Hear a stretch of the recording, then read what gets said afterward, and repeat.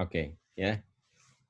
Baik, selamat pagi. Assalamualaikum warahmatullahi wabarakatuh semuanya. Semoga sehat-sehat. Kita ketemu lagi di sesi ke-13 ya, dengan target pembahasan mengenai penyusunan solusi teknologi ya, sebagai bagian dari follow up treatment risiko yang sudah kalian lakukan ya di sesi-sesi sebelumnya. Di mana kalian juga sudah melaksanakan penyusunan solusi ya untuk dua aspek yang lain, yaitu aspek people ya, dan juga aspek proses ya. Dan kalian sudah kumpulkan, nanti kita akan bahas ya, nanti akan ada representasi dari grup. Oleh karena itu tolong persiapan ya semua grup untuk bisa menyampaikan progresnya ya. Apa saja yang sudah kalian update di asesmen maturity maupun risiko, kemudian tunjukkan treatment plan-nya seperti apa gitu ya. Kemudian tunjukkan hasil dari treatment plan-nya ya, baik itu untuk people maupun itu untuk proses ya. Dan tentu nanti itu akan kita review sama-sama, masukan dari grup representasi tadi itu menjadi masukan bagi semuanya ya, karena rasanya nggak mungkin semuanya kita coba ya nanti ya. Kita komentari detail, jadi hanya beberapa grup saja yang nanti akan saya pilih ya, seperti itu. Oke, mungkin itu ya sebagai pengantar, kita akan masuk ke materi, di mana materinya nanti saya akan share ya. Materinya silakan bisa kalian baca juga, saya share di Telegram. Jadi ada update ya dari materi sebelumnya.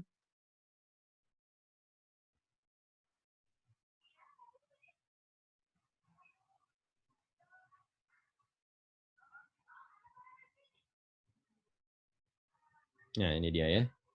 Saya akan forward ya ke kelas Anda.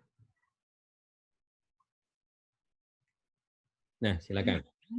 Ya, silakan Anda bisa sambil baca juga ya, supaya bisa sambil lihat ya di belakang ataupun ke depan materinya apa saja ya, seperti itu. Oke. Nah, saya kembali sekarang ke PowerPoint ya.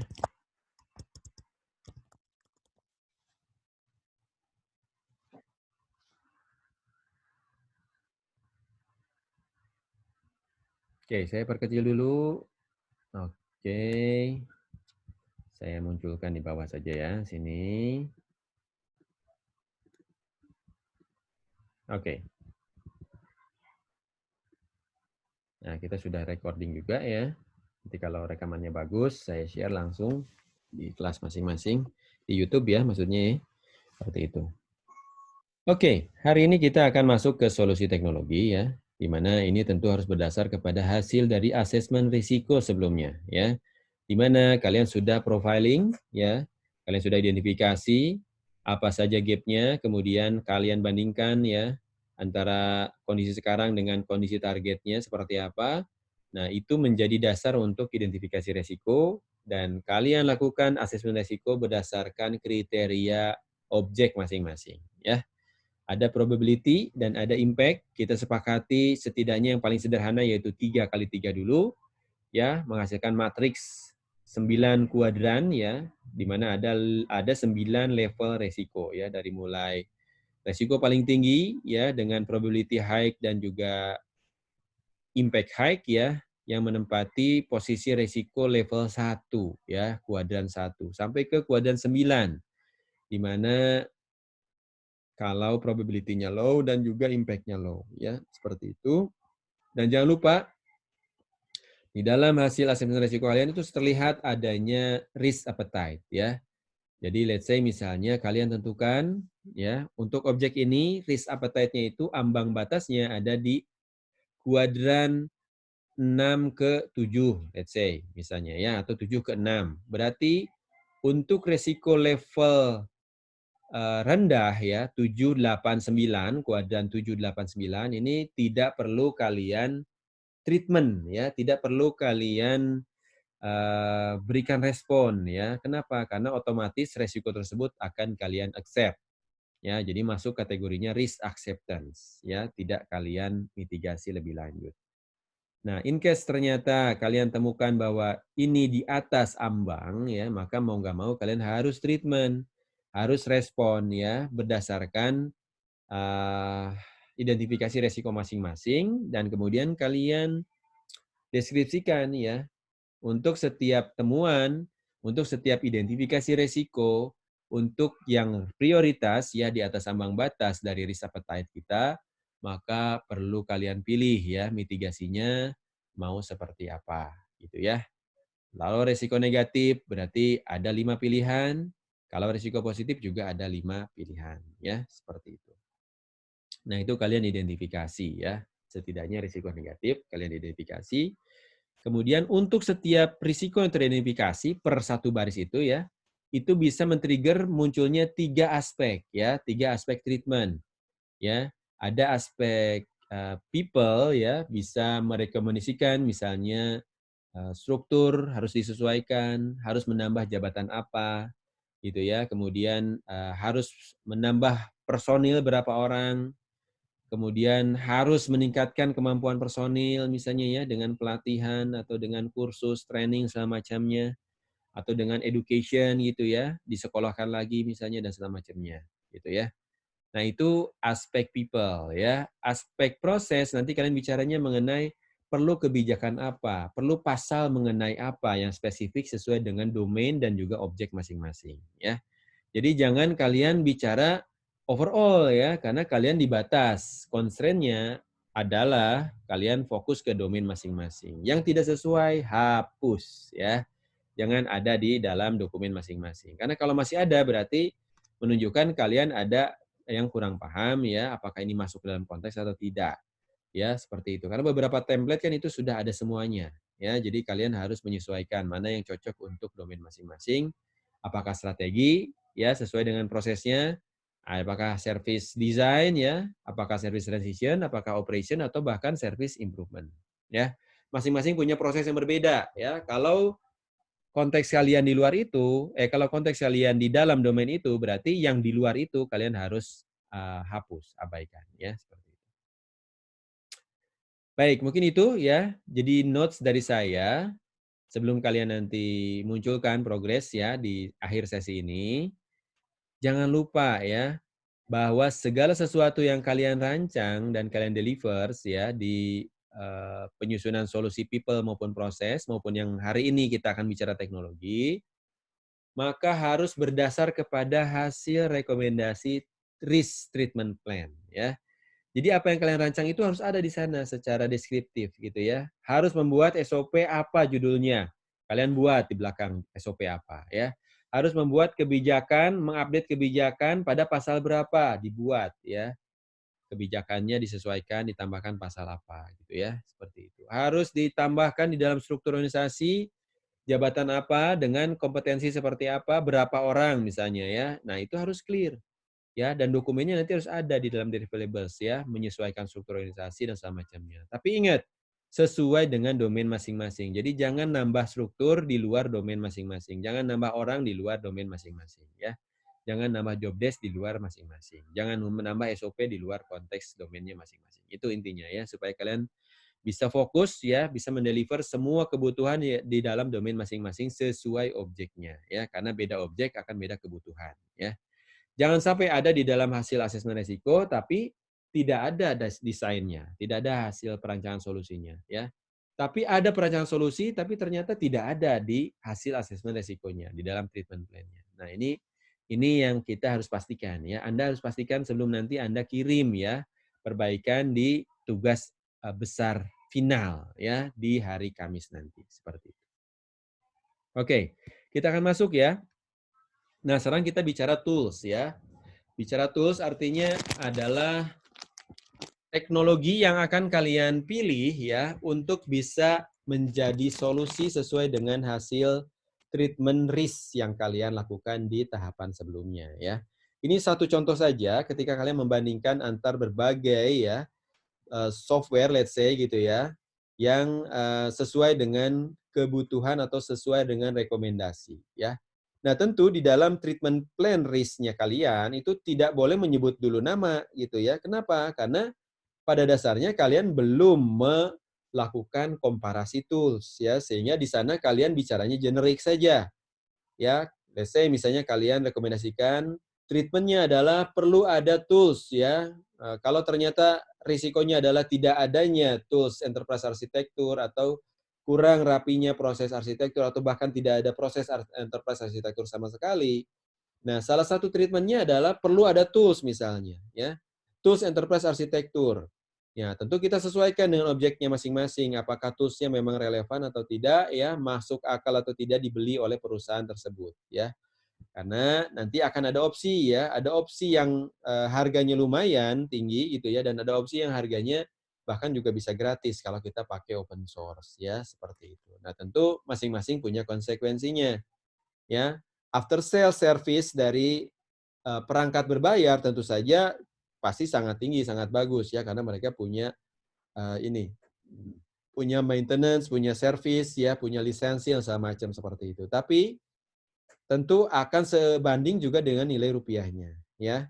Nah, kebalikannya ketika kalian memilih open source, mungkin seolah gratis ya, tetapi sebetulnya kan ada biaya. Bagaimana kalian bisa memastikan adanya orang yang memang bisa menghandle ya, bisa memanage si software tersebut, let's say gitu ya. Seperti itu. Bisa mengupdate ya, bisa melakukan penambahan modul dan segala macam, bisa mengembangkan lebih lanjut ya. Nah, itu. Ya, jadi open source itu biasanya tidak selengkap ya apa yang dijual di versi berbayar gitu ya. Seperti itu gitu. Makanya kalian harus pastikan ya bahwa apapun keputusannya itu sesuai dengan objeknya masing-masing. Oke? Nah, kemudian kalian lakukan pemilihan ya berdasarkan teknik yang dinamakan sebagai analisis multi kriteria ya, decision making analysis multi kriteria. Kalian coba bisa googling lebih lanjut ya. Intinya sebetulnya realnya nanti kalian akan bandingkan seperti tabel seperti ini gitu ya. Tabel pertama kita bicara apa produk yang sedang kita review, kita compare. Kemudian ini adalah kriteria-kriterianya ya. Misalnya di sini kriterianya membandingkan apakah web based ya. Kemudian ada yang baru sahur. Siapa tuh baru gabung?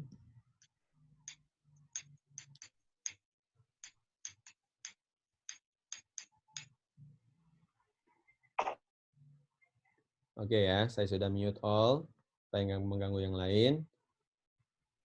Ya, nah ini yang dinamakan dengan kriteria-kriteria ya. Kriteria di sini tentu ada kriteria sifatnya umum ya, dan belum tentu semua kriteria juga ada di contoh ini ya. Contoh misalnya di sini belum bicara mengenai aspek biaya misalnya ya. Di sini belum juga bicara mengenai tingkat kemudahan implementasi misalnya ya. Seperti itu. Nah, itu nanti kalian bisa masukkan ya. Ada yang sifatnya membandingkan secara umum dan ada yang sifatnya membandingkan secara khusus ya, terutama untuk fitur ya ataupun fungsi yang ada, modul yang ada di dalam si aplikasi yang kalian bandingkan ya. Di dalam tools yang kalian bandingkan satu sama lain. Seperti itu. Gitu ya. Nah, kalau tabel di sini kalian bisa lihat bahwa ini lagi membandingkan perangkat untuk manajemen layanan ya. Kemudian Anda bisa bandingkan apakah dia web based misalnya ya. Apakah dia on premise? On premise itu artinya bisa dipasang di tempat kita ataukah dia hanya sekedar online? Ya, SaaS, service as service, software as service. Apakah ada juga layanan ya untuk memperhatikan ya apa tadi terkait dengan komparasi tools tadi seperti itu. Kemudian lisensinya kalian bisa bandingkan gitu ya, harganya, kemudian juga apakah ada fungsi kolaborasi misalnya ya, sehingga bisa diakses sama-sama misalnya. Kemudian nah kalian bisa fokus setelah itu ke perbandingan secara khusus ya, membandingkan fitur yang ada. Let's say kalau kita bicaranya tools untuk service desk, misalnya ada issue tracking, ya, scheduling, dan segala macam seperti ini. Nah, tentu akan berbeda ya kriterianya ketika kalian mau memutuskan membandingkan komparasi antara berbagai tools terkait misalnya dalam strategi ada tools enterprise arsitektur ya. Dalam service transition, service design, ada tools untuk misalnya object oriented modeling pakai UML misalnya ya, diagram-diagram yang ada. Kemudian ada tools untuk mendesain infrastruktur misalnya dengan menggunakan topologi diagram ya, pakai Bizagi kalau yang ini ya, kalau yang free. Kalau misalnya pakai tools yang lain ya, yang dari Cisco misalnya ya, tentu akan berbayar ya, ada biayanya setidaknya seperti itu. Kemudian untuk service transition ya, ini pada dasarnya merupakan aplikasi manajemen proyek ya. Apakah yang berbasis agile ya, let's say menggunakan Jira misalnya ya, sehingga kalian bisa pakai Scrum, teknik Scrum ya, dan segala macamnya. Apakah kalian pakai project management biasa ya, seperti Microsoft Project ya, atau Project Server, atau Primavera ya dari Oracle ya, dan segala macamnya ya. Jadi tergantung dari pilihan kalian masing-masing. Oke, nah mungkin itu ya. Nah, kemudian di sini kan hanya sebatas ya dan tidak ya dari contoh yang ada. Nah, sebetulnya kalian bisa buat lebih gradasi lagi, misalnya kasih angka ya, 1 sampai 3 misalnya ya. Kalau dia paling bagus ya, fiturnya paling memenuhi bisa kasih angka 3, kurang 2 misalnya ya. Kurang sama sekali 1 misalnya ya, atau bahkan bisa jadi 0 ya kalau ternyata benar-benar tidak sesuai. Ya intinya jangan maksain ya bahwa, proses ini tentu akan, men-trigger ya berbagai, biaya let's say seperti itu, perbandingan satu sama lain berarti membutuhkan data ya. Kalian bisa ambil datanya dari vendornya ya, kemudian kalian juga bisa ambil dari Gartner misalnya ya, atau dari Forrester, lembaga riset terkenal, atau juga bisa dari lembaga Big Five ya, misalnya ada PwC ya, PricewaterhouseCoopers, ada EY ya, ada Deloitte misalnya ya, ada KPMG, atau ada Accenture misalnya segala macam ya. Intinya adalah lembaga-lembaga konsultan terkenal ya di dunia, seperti itu. Biasanya mereka punya research perbandingan tools misalnya. Atau bisa jadi kalian cek secara akademisi ya, secara ilmiah itu di ini ya.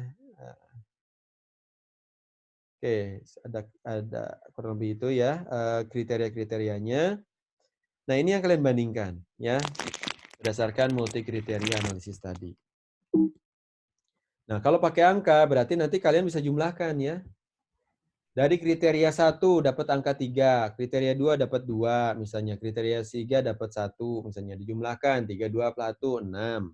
Yang lain 1, 1, 1, 3 misalnya ya, yang lain 0, 1, 0 misalnya 1. Nah, itu kan kelihatan nanti ada prioritas ya. Mana yang paling cocok, mana yang paling tidak cocok ya, seperti itu. Dari angkanya kalian bisa lihat. Kalian buat tabel ya di sana. Nah, kemudian ini referensi ya. Kalau kalian ambil dari Gartner ya, ini contoh tools-tools yang bagus-bagus ya, yang leaders. Nah, tentu saja kalau aplikasinya leaders itu biasanya juga biayanya juga leaders ya. Jadi biayanya juga lumayan, harganya seperti itu.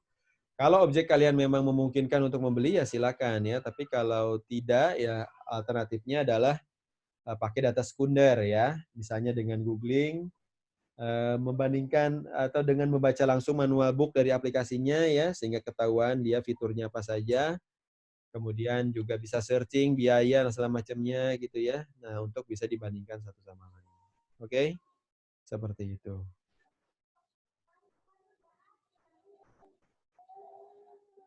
Oke, contoh misalnya ya untuk perencanaan atau strategi untuk konteks enterprise arsitektur. Ada Mega ya yang kalian pakai, ada IBM Mega Suite misalnya.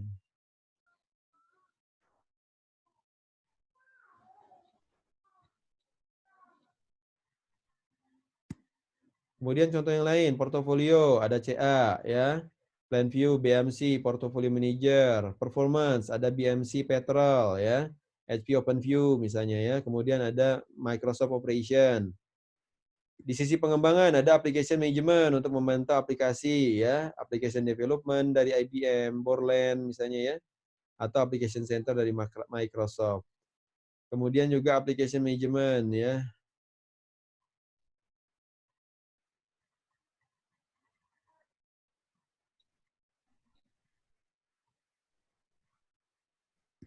Kemudian pengembangan ya, ada change configuration macam-macam juga nih mereknya.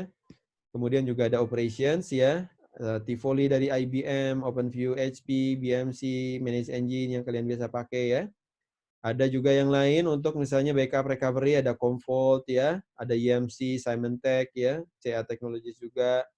Kemudian juga ada insiden dan problem. Nah, ini yang kemarin kalian dapatkan ya.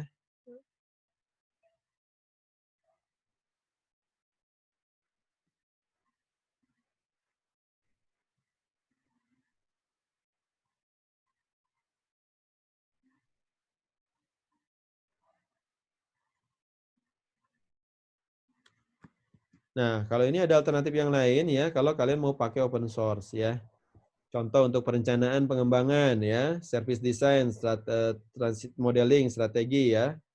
Nah, ini bisa menggunakan ini ya, Archimate misalnya ya, atau Modelio, Model Sphere, Adoit ya. Untuk portofolionya ada OpenPPM ya, Vision, kemudian ada Workfront juga untuk performance dan segala macamnya ya. Nah, ini alternatif-alternatif ini sudah share di PDF kalian ya. Jadi kalian akan terarah nanti nyari-nyari softwarenya ya. Seperti itu gitu. Kemudian nanti deliverables ya dari tugas kita adalah berupa pertama adalah perbandingan ya. Perbandingan antar software ya. Nah, ini kalian bisa lihat juga ya di sini. Nah, Anda bisa lihat ya M13 resume dan juga progress.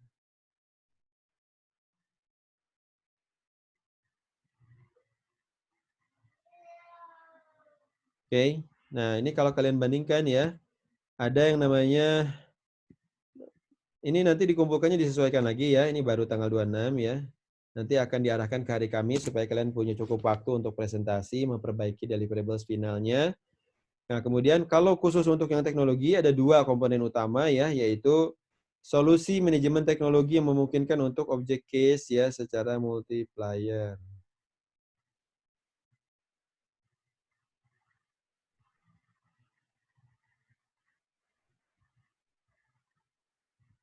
Kemudian juga jangan lupa update presentasinya ya. Jadi selain perancangan solusi, sorry ini bukan solusi proses ya, tapi solusi teknologi seharusnya ya. Kemudian ini laporan akhir updates ya. Nah, nanti yang kalian presentasikan itu adalah yang ini ya. Ini versi final seharusnya ya, mengcapture semua perbaikan yang sudah kalian lakukan, oke?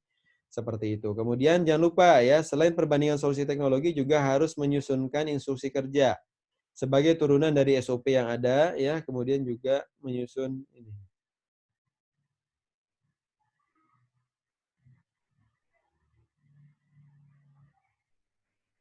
Oke. Ya, silakan kalau ada pertanyaan ya. Jangan ragu-ragu. Oke, ini juga ada ya di file yang saya sudah share. Nah, ini contoh ya. Contoh kalau kalian pakai Manage Engine ya, ada Opman namanya. Ya, ini untuk monitoring event ya, untuk monitoring aplikasi, untuk monitoring perangkat, infrastruktur ya, jaringan, ya, router, segala macamnya, gateway, ini bisa. Ya, dia bisa memantau aplikasi, komunikasi, data ya, email, hardware, internet, software ya. Nah, ini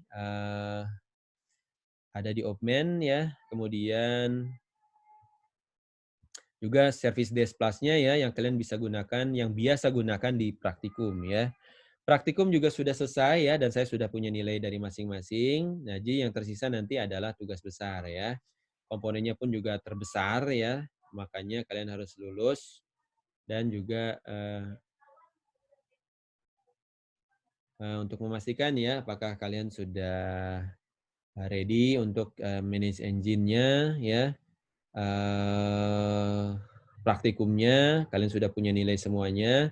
Nah, nanti saya akan kasih warning ya bagi ini ya, bagi apa nilainya terutama ya, apakah kira-kira akan masuk ke area mana ya, seperti itu. Dan nanti silakan ya memberikan feedback ya, seperti itu. Barangkali ada nilai yang belum lengkap atau ada tugas yang sebetulnya kalian lakukan ya, tapi ternyata misalnya dinilai ada kekurangan ya seperti itu. Nah, ini untuk service desk. Kemudian jangan lupa ya, deliverables berikutnya dari solusi teknologi adalah kalian susunkan instruksi kerja. Nah, instruksi kerja ini harus muncul juga rekomendasinya di dalam risk treatment plan kita ya atau responsnya. Apapun yang kita lakukan di belakang itu harus ada di sana ya justifikasinya. Seperti itu. Nah, ini contoh di satu perusahaan ya di mana dia mengatur instruksi kerja mengenai bagaimana proses service desk dilakukan ya, seperti itu dengan menggunakan tools buatan sendiri, seperti itu. Nah, bisa jadi kan ini konteksnya lain-lain ya. Service strategi bicara mengenai tools enterprise arsitektur ya misalnya. Service design bicara mengenai apa badan ya. Kemudian apa lagi?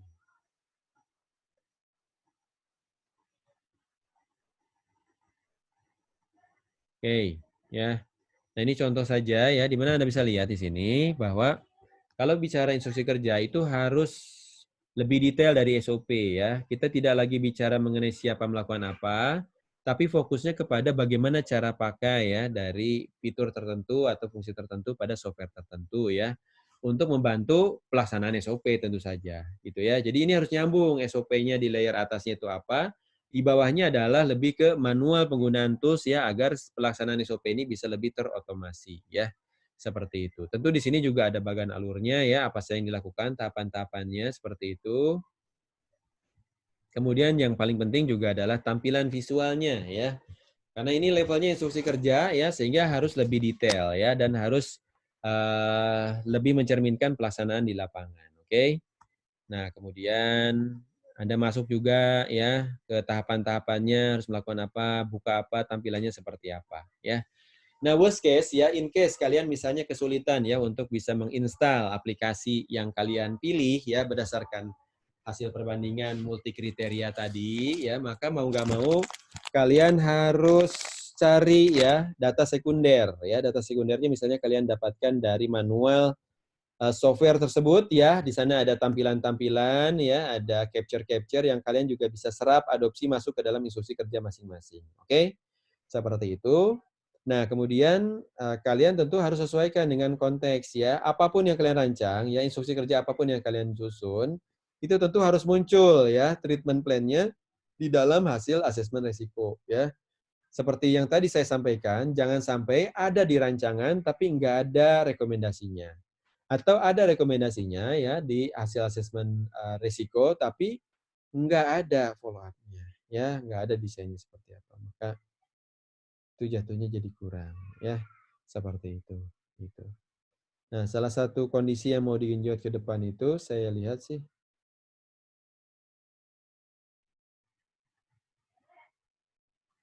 oke, itulah kurang lebih ya untuk instruksi kerja. Contohnya, template-nya silakan cek lagi. Kalau ternyata belum ada, ya kalian informasikan ke saya ya. Tapi seingat saya di awal perkuliahan, semua template itu sudah saya share ya, termasuk juga materi-materinya. Untuk materi hari ini tadi juga saya sudah tambahkan ya, dengan referensi tools apa saja yang memungkinkan kalian analisis ya multi kriteria agar kalian bisa dapatkan tools yang terbaik yang sesuai dengan rekomendasi treatment plan masing-masing. Oke, sampai di sini ada pertanyaan.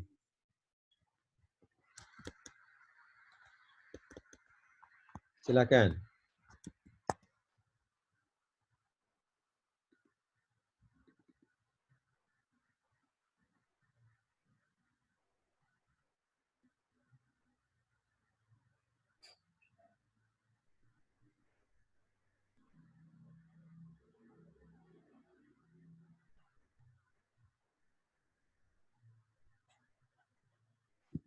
Oke, silakan sekarang saya minta tadi servis strategi. Sekarang saya minta representasi dari servis desain. Tolong kelompok 2 ya. Avicenna, Aji, Aulia, Raffi, Refza, silakan munculkan videonya ya. Silakan Anda sampaikan ya hasil asesmen resikonya seperti apa, treatment plan-nya seperti apa. Tunjukkan desain yang sudah kalian rancang ya. Terutama yang sudah disubmit ya, yaitu untuk aspek people maupun untuk aspek proses. Oke, seperti itu. Saya sudah lepas screen saya, silakan. Bagi Anda grup 2 ya, siapa saja silakan konfirmasi kehadiran. Orang yang tadi saya sebut, ada?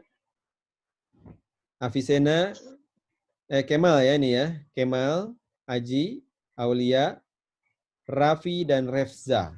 Silakan. Refza ada, saya lihat ya di sini.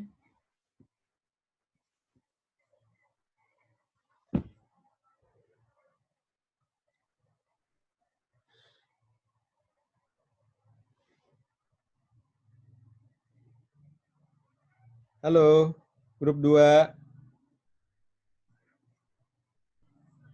Refza.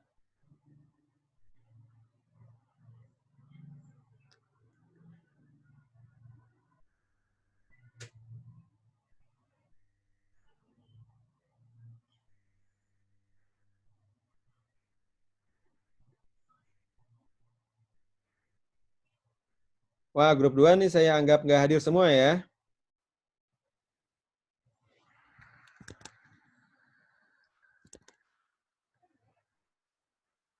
Kemal nggak ada, Aulia.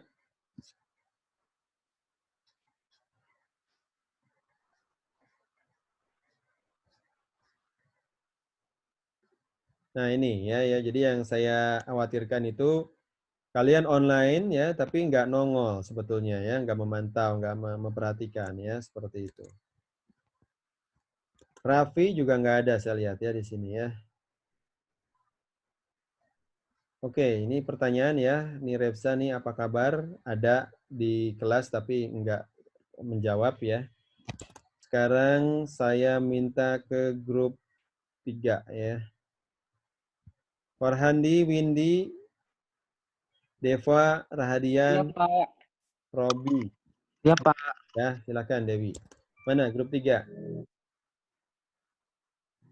PM-nya Deva, Pak. Sebentar. Ya Pak, ya Pak. Enggak. Oke, silakan munculkan ya. Silakan munculkan hasil treatment plan-nya, kemudian kalian tunjukkan juga hasil perancangannya ya. Dan yang sharing screen itu tidak harus PM-nya ya. Jadi silakan kalian saling bantu, tunjukkan progresnya, treatment plan seperti apa, kemudian apa yang kalian sudah rancang ya berdasarkan treatment plan tersebut. Oke Deva, silakan Deva, biar saya bisa kasih masukan kalau ada salah. Yang di screen itu PPT-nya atau berupa Word, Pak? Boleh, kalau PPT-nya bisa mencerminkan apa yang mau kalian sampaikan, silakan ya. Kalau mau langsung ke dokumen detailnya juga nggak apa-apa, karena ini bukan masa presentasi ya, ini lebih ke merecek ya, atau mereview hasil pekerjaan. Silakan, kalau mau langsung ke dokumen intinya juga nggak apa-apa. Ya.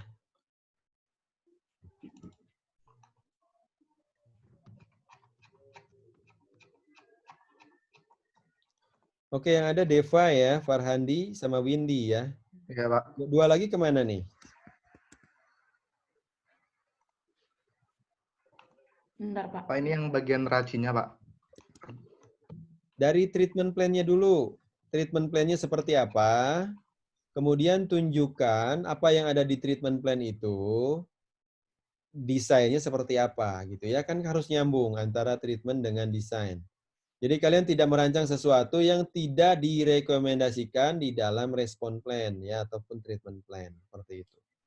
Makanya kan risk-nya kan kalian perbaiki tiap minggu sebetulnya ya karena menyesuaikan dengan perkembangan terkini terhadap hasil dari perancangan identifikasi risk dan segala macamnya seperti itu.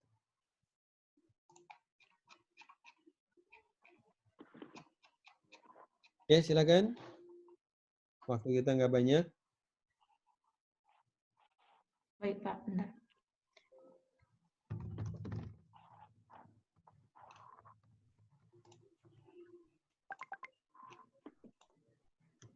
Ya Pak, udah kelihatan belum Pak?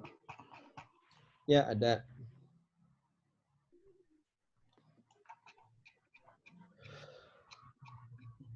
Oke. Saran saya jangan langsung ke desain ya, tapi ke treatment plan dulu. Karena apa yang kalian rancang itu sebetulnya seharusnya berdasarkan treatment plan-nya. Ya, silakan. Treatment plan-nya kayak gimana coba? Treatment plan. Hasil asesmen resiko.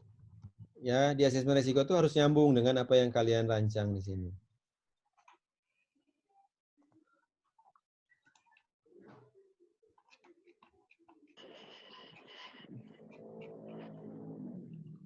Ini Pak, risk treatment plan-nya Pak.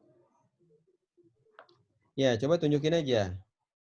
Di treatment-nya seperti apa. Oke. Nah, kemudian saya mau tanya nih. Risk appetite kalian itu berapa levelnya? Ambang batas di mana risiko itu diterima.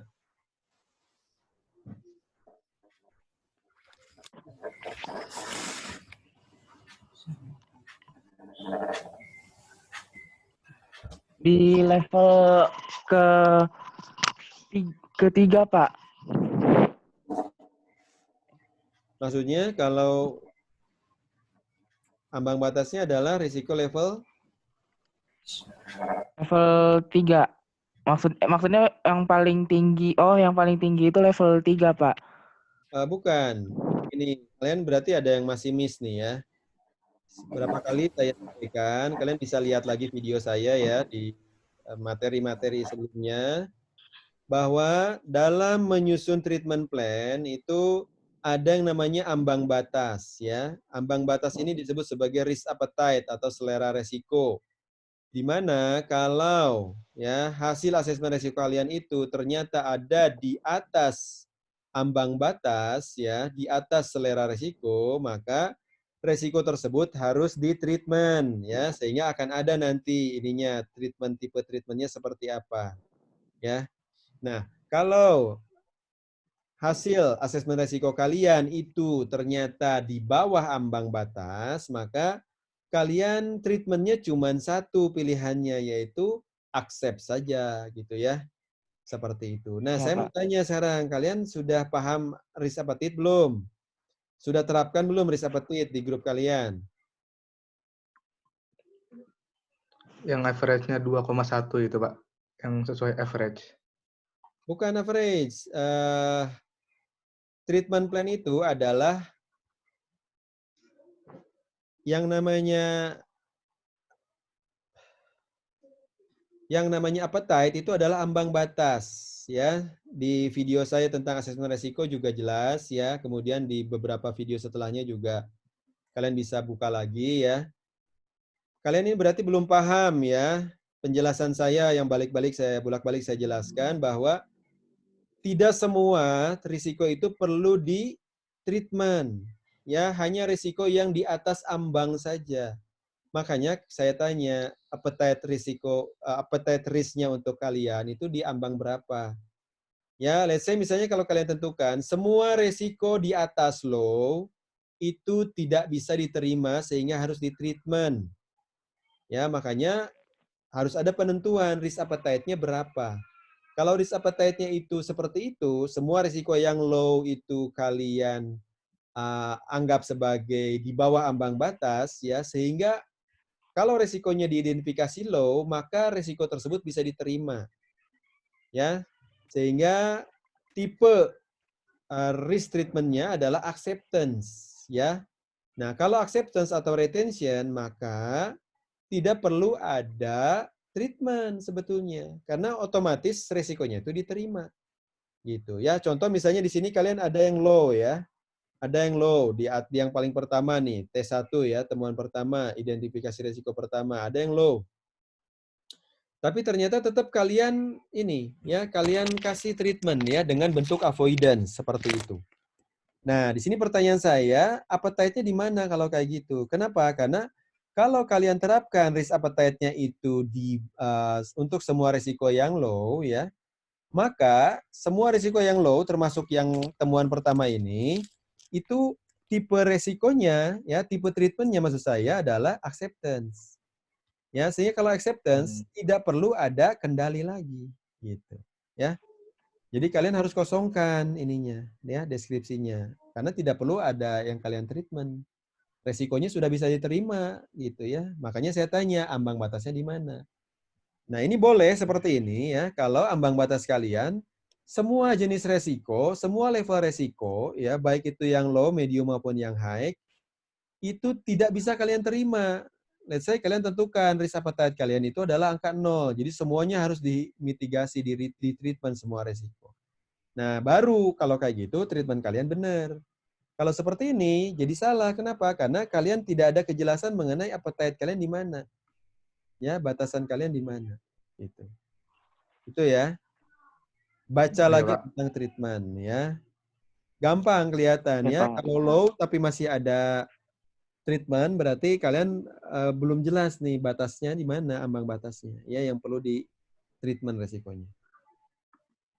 Kemudian untuk setiap risiko kalian sudah tentukan ya, ada kontrol personil, kontrol proses maupun kontrol teknologi ya. Nah, sekarang coba tunjukkan mana kita bicara yang ini aja ya, yang high dulu deh, yang high. High kan lebih prioritas ya. Yang high itu ini ya. Yang keempat ya. Nah, di sini ada identifikasi resiko. Coba kalian perbesar biar terbaca ya. Resikonya apa? Ini change apa tuh release ya, scheduling. Seharusnya nah ini dua-duanya inefektif. Berarti nilainya berapa? 1. 1, Pak. Itu ya. Itu seperti itu. 1, mungkin ya rata-rata dari proses ini. Seperti itu. Nah, kemudian ini kombinasi dari proses 3 dan proses 2 ya. Kalau saya baca di sana. Atau 3 kemudian sub 2 gitu. Atau gimana maksudnya 3,2 ini? Iya, Pak. Proses 3, subnya 2, Pak. Oke. Ya, untuk proses 3 subnya 2 dalam konteks deskripsi proses mengenai change dan juga release ya. Kalian tentukan ini tidak efektif dua-duanya dengan dasar berarti nanti harus dibuktikan ya. Di assessment maturity ya untuk poin 3,2 ini kalian nilainya 1, ya. Seperti itu. Atau 0 bisa jadi ya, 0, atau 1, ya. Kalau ternyata di Iya, atas Pak. 2 nilainya, berarti ini kalian salah ya dalam melakukan asesmen resiko. Ya. Seharusnya kan kalau 2 artinya secara operasional sudah efektif ya. Tapi secara desain Iya, belum Pak. gitu ya karena dokumentasi belum lengkap ya. Seperti itu. Kemudian ini resikonya apa? Kalau ternyata masalah di change dan release schedulingnya ya. Ada perubahan layanan yang tidak terkendali ya sehingga menimbulkan insiden terhadap layanan TI dapat meningkat menjadi masalah bahkan menjadi bencana. Oke, bagus wordingnya ya. Risiko seperti itu. Nah, kemudian kemungkinannya high ya dampaknya pun juga high, kuadrannya juga 1 ya, level 1 berarti tingkat risikonya juga high. Kemudian tipe treatmentnya adalah reduction. Nah, kemudian terbagi menjadi 3 aspek ya, bagus, yaitu personil, proses maupun teknologi. Anda bisa lihat di sini untuk personil, Anda lihat di sini bahwa penugasan personil perlu ada ya di dalam change board ya untuk mengendalikan proses perubahan layanan secara terintegrasi.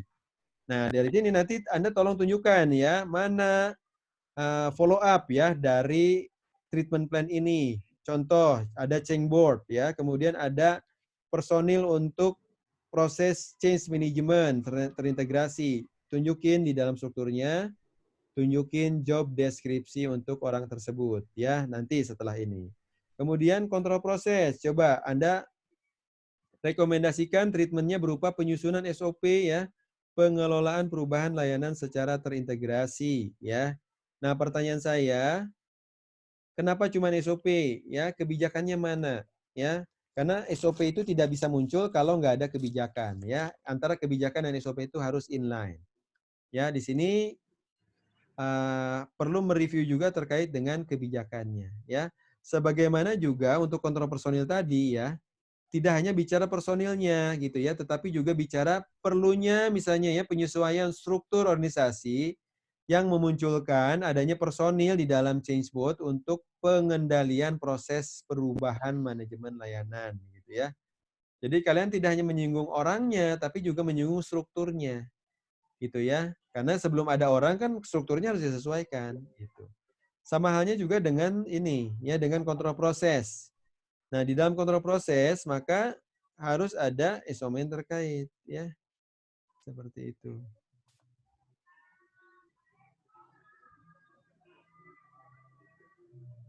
Kemudian ya, itu kebijakan nanti harus ditunjukkan ya, ada nggak kebijakan yang mengontrol tentang perubahan.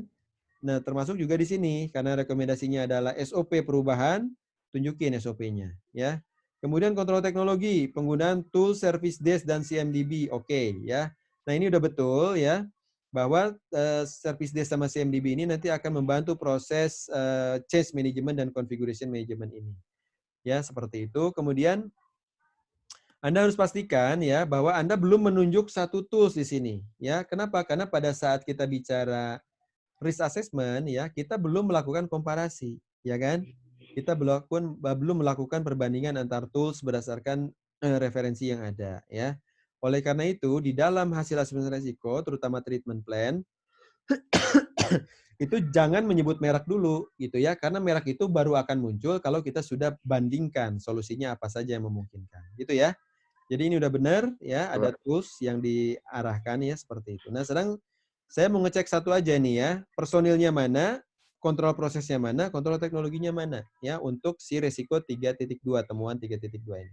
Temuan yang keempat, ya. Silakan, grup 3 lanjutkan.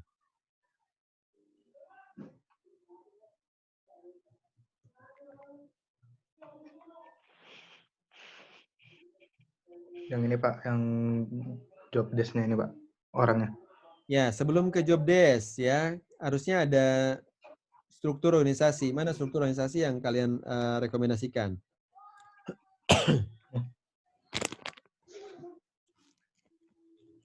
Ada nggak strukturnya? Model operasinya seperti apa? Ini apa objeknya? Case-nya apa? Tentang apa? Perusahaan apa? Venture capital Pak. Venture capital. Ini levelnya apakah pemula, startup, atau dia sudah established, sudah mapan?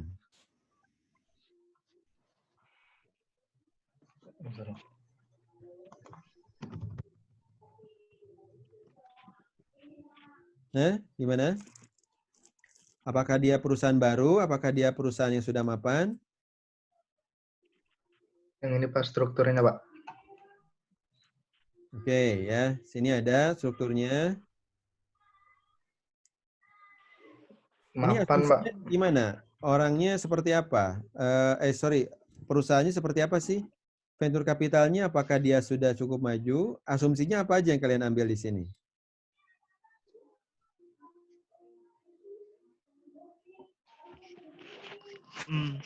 Jadi ini termasuk perusahaan mapan gitu, Pak. Jadi ya udah agak maju perusahaannya.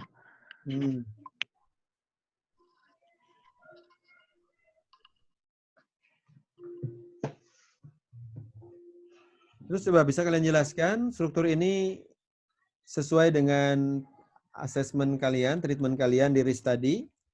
Kan di sana mengarahkan adanya personil ya yang bertugas untuk melakukan pengawalan change ya. Dan harus ada change board. Nah, sekarang change board-nya mana nih di sini?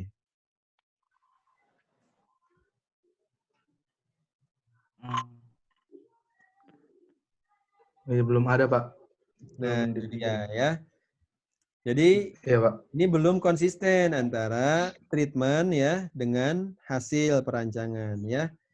Ada dua kemungkinan terjadi ya, di perancangan ada tapi nggak ada rekomendasi treatmentnya, atau kebalikannya ada di treatment tapi nggak dilakukan di perancangan gitu ya, dua-duanya nggak pas ya.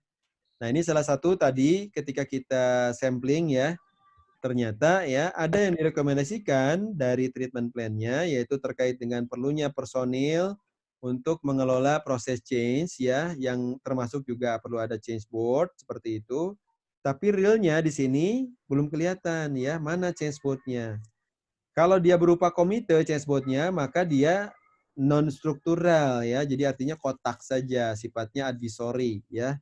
Dan timnya tim ad hoc ya, gabungan dari berbagai personil yang ada seperti itu. Tapi kalau misalnya kita bicaranya perlu ada personil atau staff service change misalnya ya, sampai sebegitunya, maka nanti di struktur akan muncul ya. Nah, sekarang coba tunjukin struktur yang tadi.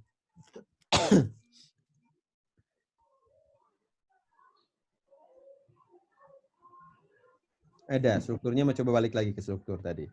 Nah, nih coba Anda lihat di sini. Ya.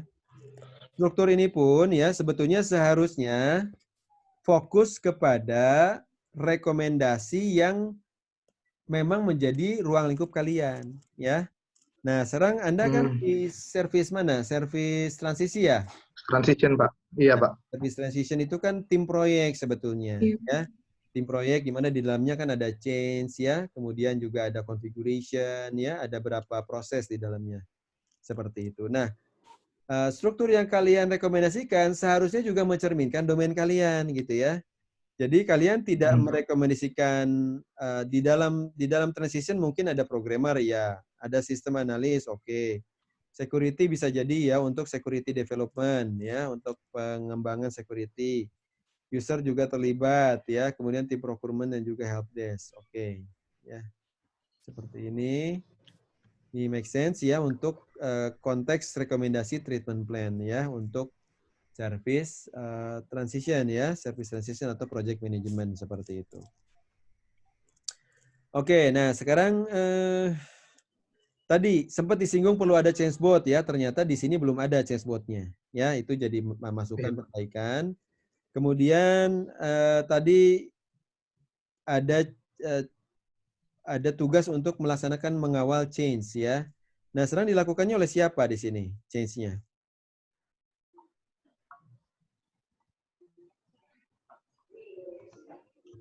Belum ditentuin sih, Pak.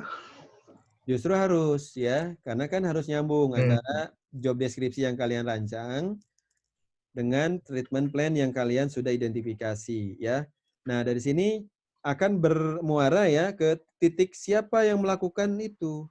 Ya, di sini kalau misalnya kalian bicara perlu ada orang yang mengawal change misalnya ya, apakah oleh si project manajernya. Nah, berarti kalau memang itu project manajernya ya, di sini kan manajer IT mungkin sekaligus merangkap project manager gitu barangkali ya, karena di sini dia membawahi analis, programmer, teknologi ya, dan segala macamnya seperti itu. Nah, sekarang coba lihat ya, job desk untuk manajer IT, dia ngawal manajemen perubahan nggak di sana? Coba tunjukin job desk yang menunjukkan sesuai dengan treatment kalian, bahwa itu ada personil yang memang ditugaskan untuk melaksanakan pengawalan change management. Yang mana nih kira-kira?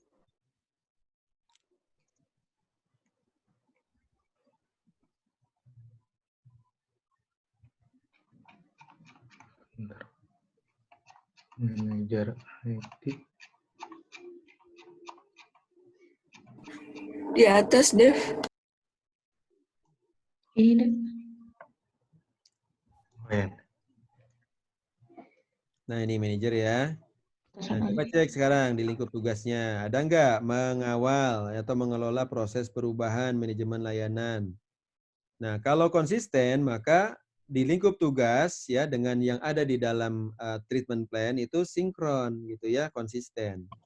Seperti itu. Di sini misalnya strategi, sistem, lancar, kebijakan dan prosedur, analisa planning dan desain. Terus ke bawah. Mana lagi? Bertanggung jawab terhadap pengembangan dan peningkatan sistem. Fungsi manajemen pengawasan kontrol dalam pembangunan sistem dan aplikasi. Nah, di sini kan tidak terlihat ada yang spesifik ya terkait dengan change, padahal ada di treatment plan-nya, gitu ya. Nah, ini yang termasuk perlu diperbaiki. Ya, jadi apa yang kalian tulis di dalam perancangan ini harus sesuai dengan apa yang kalian rekomendasikan di dalam treatment plan gitu. Karena treatment plan itu menunjukkan apa yang akan dilakukan. Itu ya kekurangannya ya, nanti harus diperbaiki, disinkronkan lagi. Dan kalau tidak ditemukan adanya kekurangan, tidak diketemukan adanya resiko yang cukup memadai ya, tulis menulis dan segala macamnya, maka kalian harus pastikan ya bahwa apa yang kalian tulis ini sesuai ya dengan si treatment-nya.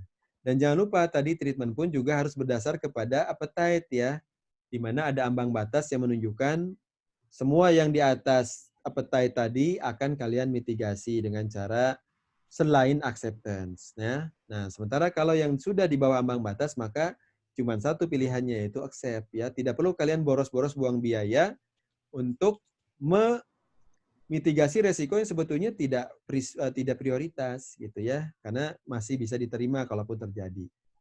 Itu ya. Nah, sekarang tunjukkan ininya ya. Tadi kan kontrol proses ya. Kalian lupa bahwa perlu ada kebijakan, juga ada SOP mengenai manajemen perubahan. Nah, sekarang coba tunjukkan SOP mengenai kebijakan dulu. Kalian bikin nggak kebijakannya? Membuat kebijakan nggak? Oh ini bentar, kebijakan ini.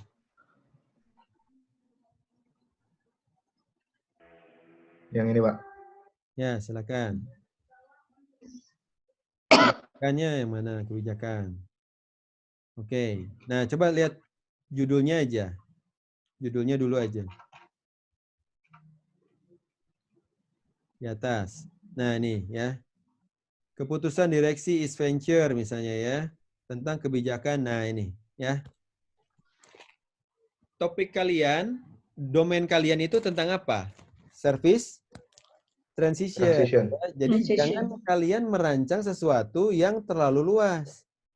Ya, kebijakan tata kelola teknologi informasi ini sebetulnya luas banget. Ya, ini bicaranya seluruh IT pada seluruh organisasi. Gitu ya. Nah, saran saya kebijakannya pun dibuat lebih spesifik sesuai dengan domain masing-masing ya. Misalnya let's say kalian fokusnya kepada transition ya.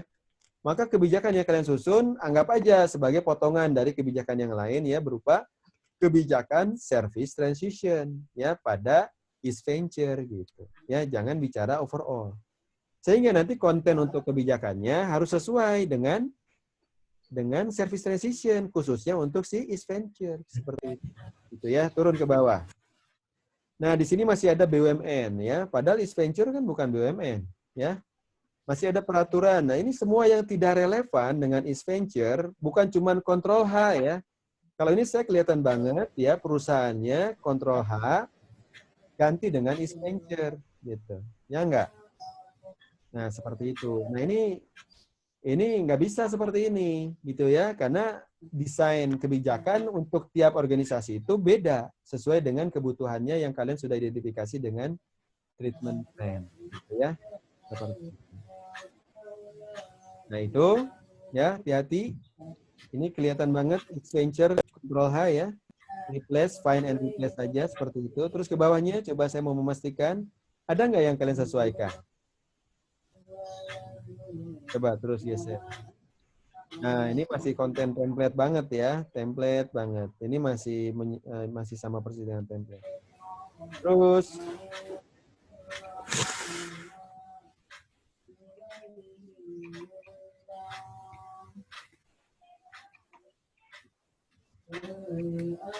Oke. Terus, nah ini ya. Ruang lingkup istilah juga harus disesuaikan ya dengan apa yang dibahas di bawah ya. Kalau di bawah tidak ada pembahasannya karena dihapus ya, maka di dalam daftar istilah juga dihilangkan ya, ketentuan umumnya dihilangkan. Ruang lingkup. Nah, ini masih belum ada yang dirubah ya. Benar ya? Kebijakannya masih belum kalian ubah sama sekali ya. Cuman ngubah East Venture-nya aja ya. Iya, Pak, belum. Iya, ya ini kan tadi control find, control replace ya. Nah, ganti perusahaan asal jadi East Venture. Wah, ini menurunkan nilai kalian banget ini nanti kalau kalian submit ya, nanti di hasil final ya. Kenapa? Karena ini tidak mencerminkan sama sekali apa yang kalian identifikasi ya.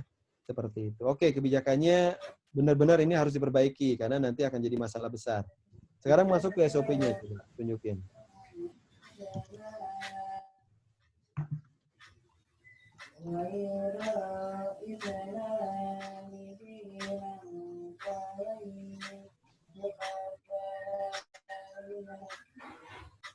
Oke. Sekarang tadi kan kita lagi bicara mengenai manajemen perubahan ya. Coba tunjukin change manajemennya seperti apa. Nah, ini coba perbesar change management.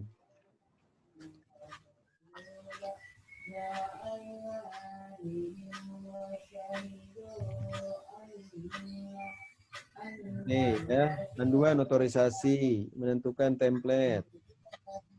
Kemudian identifikasi perubahan. Nah, di sini kan ternyata ya sistem analis yang bertugas untuk mengidentifikasi perubahan ya. Seperti itu gitu. Nah, sementara tadi pas kita lihat ya di deskripsi kerja ya tidak terlihat nih ada tugasnya manajer IT untuk memberikan usulan atas template yang sudah ditetapkan. Kemudian juga di sistem analisnya belum tentu ada ya proses ataupun job desk untuk ini ya, mengidentifikasi perubahan organisasi ya. Dan juga yang lainnya. Ya, sini identifikasi tipe perubahan. Ya, kemudian identifikasi tujuan perubahan, development change apa nih? Oh ya.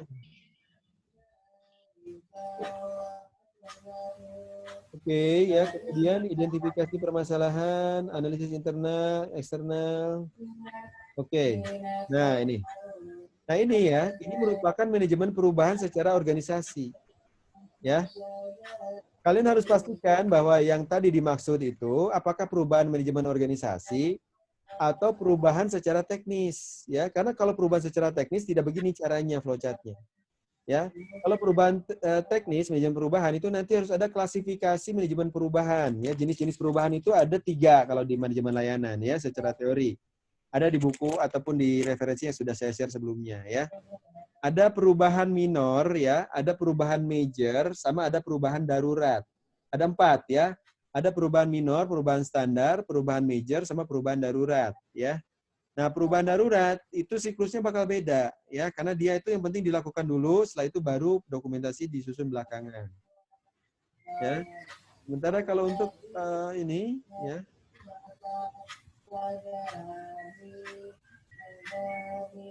Oke ya. Kemudian ada perubahan standar. Perubahan standar itu kalau dia sifatnya sudah berlaku umum ya dan bisa dilakukan langsung oleh si user. Contoh misalnya mereset password.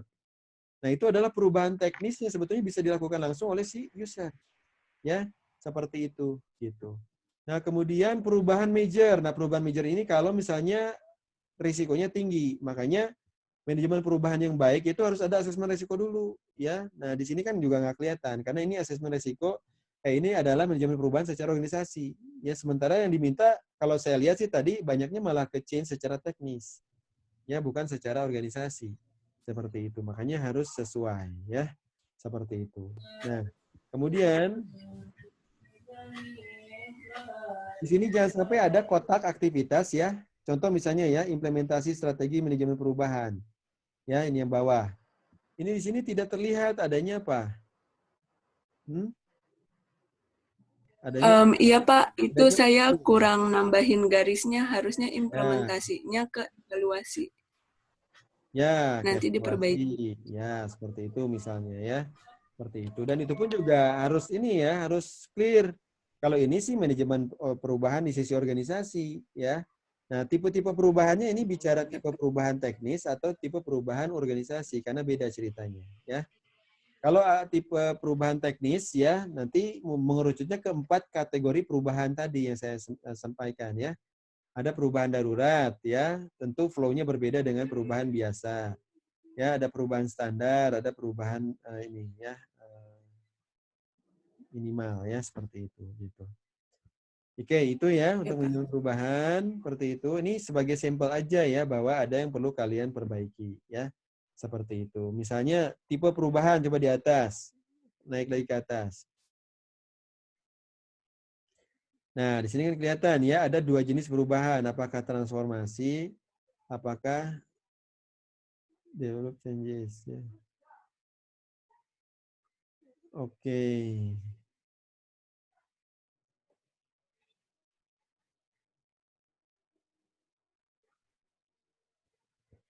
Oke. Sampai di sini ada pertanyaan silakan. Ya, jadi grup 3 ini representasi ya, walaupun konteksnya service transition, tapi ya kendala yang sama saya pikir juga terjadi di grup yang lain ya. Oleh karena itu, saya sangat merekomendasikan agar kalian buka-buka lagi materi sebelumnya, buka lagi video yang sudah saya share di YouTube ya, untuk mengingatkan bahwa yang betul itu seperti apa gitu ya. Asesmen risiko seperti apa, treatment risiko itu seperti apa, appetite itu ada di mana, di atas ambang batas berarti tidak bisa di-accept gitu ya. Kemudian semua yang tidak bisa di-accept itu harus ada solusinya di sini ya, termasuk juga kira-kira estimasinya kapan, berapa lama. Seperti itu gitu. Nah, ini ya, ini swim lane-nya sudah kelihatan. Nah, swim lane ini tentu harus sinkron juga dengan yang kita rancang di job deskripsinya gitu ya. Kalau di dalam swim lane ini sistem analis itu bertugas untuk melakukan identifikasi manajemen perubahan, maka mau nggak mau, nah itu dia ya.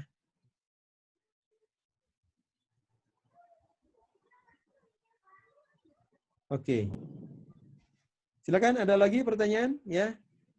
Jadi ini representasi tadi saya sampaikan bahwa hati-hati ya, semua yang ada dalam treatment plan kalau memang itu di atas ambang risk appetite ya, maka harus ada solusinya.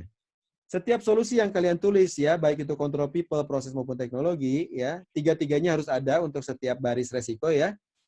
Itu harus ada harus ada ininya ya, harus ada rancangannya di sini ya. Jadi jangan sampai di dalam asesmen resiko itu ternyata ada di atas ambang, harus diperbaiki, harus ditreatment, Tapi di sini nggak ada solusinya, ya. Ataupun kebalikannya, kalian merancang sesuatu di sini, ya, tetapi tidak ada di dalam treatment plan-nya, ya. Ini dua kejadian yang mungkin terjadi. Itu ya, harus diperbaiki, dipastikan, ya. Jangan sampai ada yang tidak sesuai, karena nge-recheck tubesnya nanti di situ kelihatan, gitu ya. Kalau ada yang tidak sesuai, berarti tidak paham ya apa yang disampaikan sebelumnya, seperti itu, atau belum ya, belum pas pemahamannya, seperti itu. Oke, silakan. Tidak hanya dari grup 3 ya, silakan dari grup yang lain barangkali ada mau bertanya ya. Dan jangan lupa ya, produk yang kalian rancang sesuai dengan objek dan domainnya masing-masing ya. Jadi jangan seluas IT organisasi, tapi fokus kepada domainnya masing-masing. Ya, strategi apa, ya, desain apa, transition apa, operation apa, sama improvement apa. Ya, sehingga semua rekomendasi kalian itu harus sesuai dengan batasannya. Jangan merekomendasikan sesuatu yang di luar batasan, ya. Seperti itu.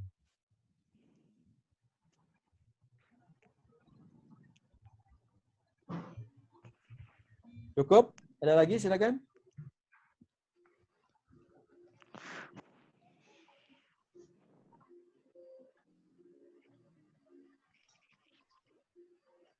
Nah, kalau nggak ada lagi, silakan grup 3 dilepas share screen-nya. Oke, Pak. Makasih banyak, Pak. Makasih ya, Pak. Kontrol teknologinya jangan Kasih, lupa. Pak. Kontrol teknologi juga harus sesuai dengan apa yang direkomendasikan di treatment plan-nya ya. Seperti itu. Dan jangan lupa jangan dulu sebut merek ya di dalam asesmen risiko, tapi boleh memilih menyebut ini ya, menyebut merek itu kalau sudah ada pemilihan tools ya. Seperti itu. Which is itu dilakukan setelah asesmen risiko ya. Jadi nggak bisa muncul di treatment plan kalau bicara merek produk ya, seperti itu. Oke. Ya, karena waktunya juga habis ya, saatnya kalian lanjutkan dengan tugas kelompok ya, dengan resume dan juga meeting dengan kelompok masing-masing untuk melanjutkan tugasnya. Ingat ya bahwa khusus untuk finalisasi tugas saya kasih kesempatan waktu lebih panjang ya. Karena bisa jadi kalian harus perbaiki semua yang pernah kalian submit ya, seperti itu. Karena ini saling berkelanjutan ya. Satu diperbaiki akan merembet juga ke yang lain, harus dilihat lagi ya, karena harus konsisten dari mulai maturity, kemudian ke asumsi yang dipakai gitu ya, dari mulai objek ya maksud saya, kemudian asumsi yang dipakai apa, kemudian asesmen maturity-nya seperti apa, kemudian asesmen resikonya seperti apa, treatment plan-nya itu seperti apa, ya, kemudian rancangan people-nya seperti apa, yang harus sesuai dengan hasil treatment plan sebelumnya. Begitupun juga untuk kontrol prosesnya maupun juga kontrol teknologinya harus nyambung, ya, sehingga nanti akan menghasilkan ini yang bagus, ya.